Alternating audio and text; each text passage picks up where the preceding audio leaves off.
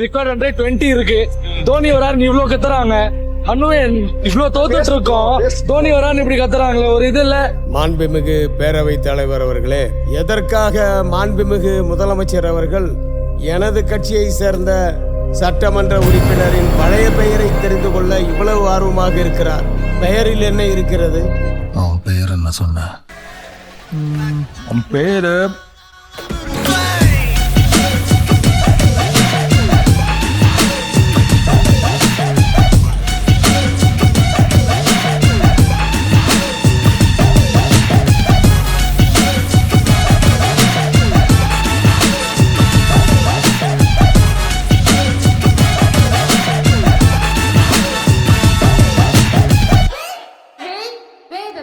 அவர் என்னுடைய பழைய பெயரை தெரிந்து கொள்வதில் ஆர்வம் காட்டுவது எனக்கு மிக்க மகிழ்ச்சி.